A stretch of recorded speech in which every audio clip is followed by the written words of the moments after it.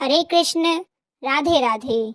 हिंदू धर्म में एकादशी व्रत को व्रतों का राजा कहा गया है और जब बात विजय एकादशी की हो तो इसका महत्व और भी बढ़ जाता है। जैसे कि नाम से ही पता चलता है कि यह एकादशी विजय प्रदान करने वाली ही मानी जाती होगी और विजया एकादशी फाल्गुन मास के कृष्ण पक्ष में आने वाली एकादशी होती है। इस बार एकादशी की तिथि को लेकर लोगों में कुछ असमंजस है। आइए जानते हैं कि साल 2026 में विजया एकादशी का व्रत किस दिन रखा जाएगा, व्रत का पारण किस समय किया जाएगा। इस बार फाल्गुन कृष्ण पक्ष की एकादशी तिथि 12 फरवरी दिन गुरुवार को दोपहर 12:28 से शुरू हो रही है।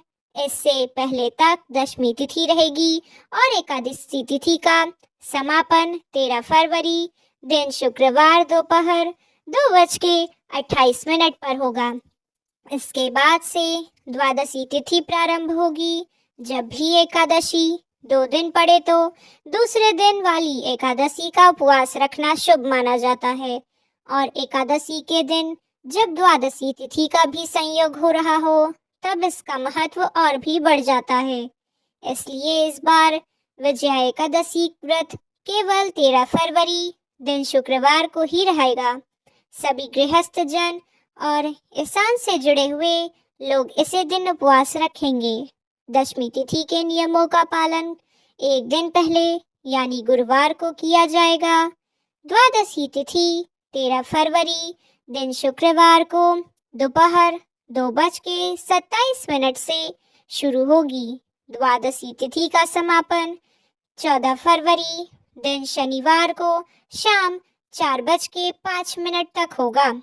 इसके बाद में त्रयोदशी तिथि प्रारंभ होगी और इस बार विजया एकादशी के दिन ही कुंभ संक्रांति भी है। कुंभ संक्रांति जब होती है तब सूर्य मकर राशि से कुंभ राशि में प्रवेश करते हैं और हिंदू धर्म में इस तिथि को बहुत ही पावन माना जाता है।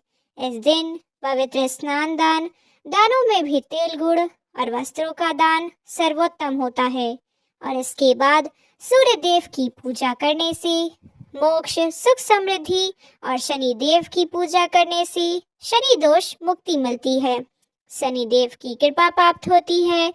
विजया एकादशी का पारण 14 फरवरी दिन शनिवार को किया जाएगा और व्रत पारण मुहूर्त रहेगा सुबह 7 से लेकर 9:15 तक। एकादशी व्रत रखने वाले भक्तों को एकादशी के दिन सुबह जल्दी उठकर स्नान करना चाहिए और साफ सुथरे वस्त्र धारण करने चाहिए और फिर घर के मंदिर में भगवान विष्णु की प्रतिमा या तस्वीर को स्थापित करना चाहिए। भगवान विष्णु को पीले पुष्प, तुलसी दल, धूप, दीप आदि अर्पित करना चाहिए। ओम नमो भगवते वासुदेवाय मंत्र का निरंतर जाप करते रहें। श्री विष्णु सहस्त्र नाम और एकादशी व्रत कथा का भी पाठ अवश्य करें। दिन भर व्रत रखें और मन में किसी के प्रति द्वेष भी न रखें। फिर अगले दिन द्वादशी तिथि को विधि पूर्वक व्रत का पालन करना चाहिए, तभी एकादशी व्रत पूर्ण होता है। एकादशी व्रत के नियमों का पालन दशमी तिथि से प्रारंभ हो जाता है और द्वादशी तिथि तक व्रत का पालन करना होता है। दशमी तिथि को महिलाएं सर से स्नान कर सकती हैं, लेकिन एकादशी के दिन सर से स्नान करना वर्जित माना जाता है और एकादशी के दिन गृहस्थ जनों को भी अन्न का और खास तौर पर चावल या चावल से बनी वस्तुओं का त्याग करना चाहिए।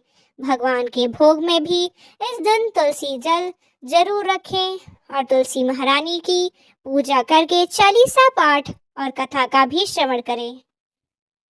तो यह थी आज की वीडियो। अगर आपको यह जानकारी पसंद आई हो तो वीडियो को लाइक और चैनल को सब्सक्राइब करना मत भूलिएगा।